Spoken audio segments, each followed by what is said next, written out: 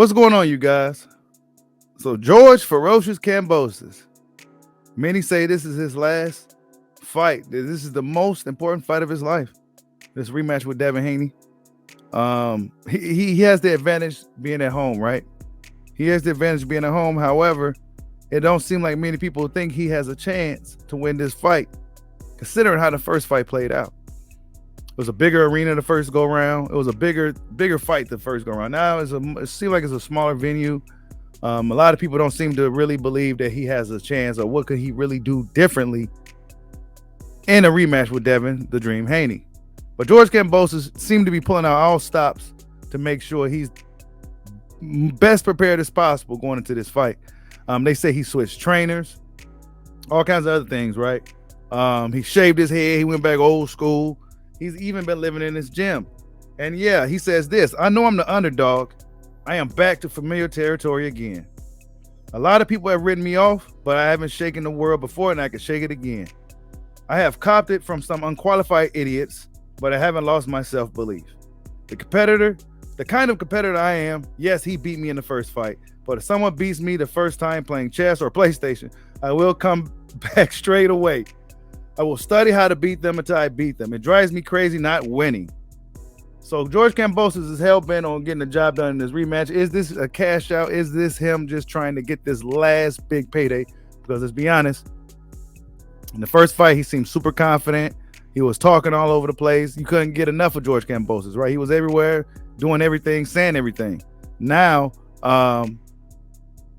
you don't hear too much of him, because in the first fight, he had a safety net. If he lost, boom, he had a rematch. But now it's do or die. Now his back is over the cliff.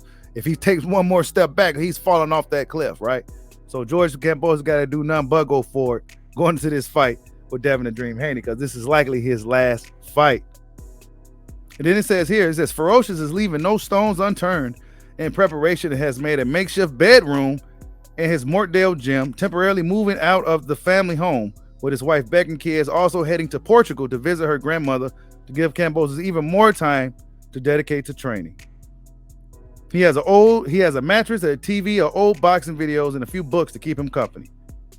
Then he says, I've been here 4.5 weeks now, and I've had a lot of peace and quiet. I've had a bed upstairs and the gym is downstairs. I have a TV and I'm using it to study fights of Haney, myself in old school fights. I'm not here to watch Home and Away and Neighbors like other couch potatoes. Hey, he's taking this shit seriously, man, and I can respect it.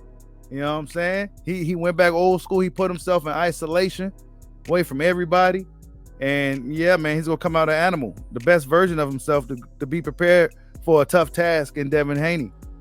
Then he says, I will visit my wife and kids some days, have dinner together as a family. Then I go back to the gym, lonely and cold in the dark, ready to go to work the next day. I have to cut down my people big time. The gym is so quiet now. I am not letting a lot of people in. So yeah, man. George Kambosos is really pulling out all stops.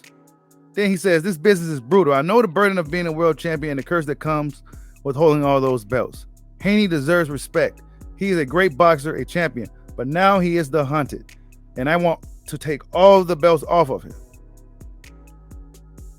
So yeah, pretty much George Kambosos is really getting his mind, body, and spirit right going into this fight with Devin Haney, right? He's getting his mind, body, and spirit right, and then that's what he got to do. He's doing whatever he got to do to make sure he wins. I mean, a lot of people don't think he stands much of a chance, and really rightfully so. I mean, if we've seen the first fight, Kambosos had all the advantages going into that fight, man. You know, he had the home country advantage. He had all the fans on his side.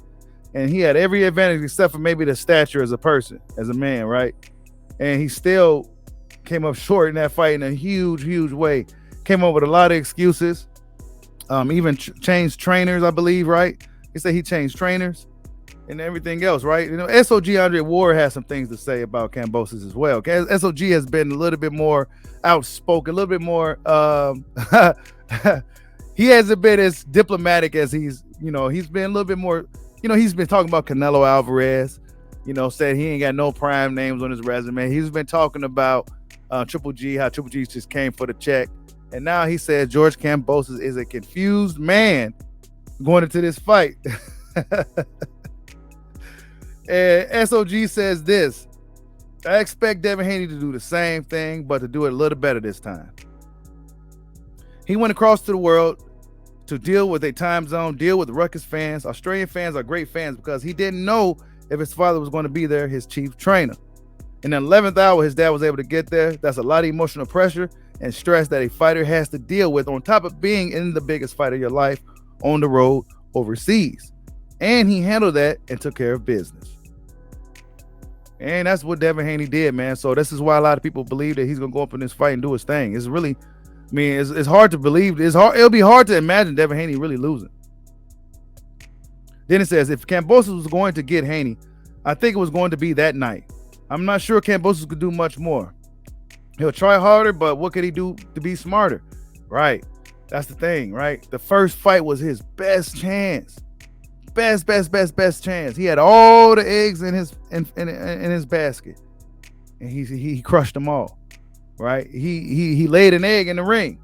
He didn't do nothing against Devin Haney. He had all the advantages. The crowd was quiet. They couldn't believe it. They thought their boy was going to rally through and get the job done, right? Then Ward says, I don't think he has that in him. He changed trainers. He's making a lot of excuses. And when I listen to Kambosos talk, I see a confused man who's searching for answers. And Devin Haney, I believe, is going to be the same guy. He's just going to be a lot better the second time around. Damn. I mean, wow. Yeah. I mean, what more could we say, you guys? You know, this is a fight that's coming up. It's going to be, I believe, it's Sunday in Australia. It'll be Saturday night here in America, I believe, on ESPN. Should be a really good fight, having longer last. Devin Haney seems to be going for the knockout in this fight. Bill Haney came out and said that the Australian people have been treating him really good out there. You know, treat him like royalty, taking really good care of him. It's not what we think over here, how they're being treated. He said they treating him really good, treating him like he's supposed to be treated, and that's good to hear. But they don't seem to believe that Kambosos have a chance, even the people out there in Australia. It's going to be a really tough fight for George Kambosos. He's doing whatever he got to do to get the job done, right? He has isolated himself from his family.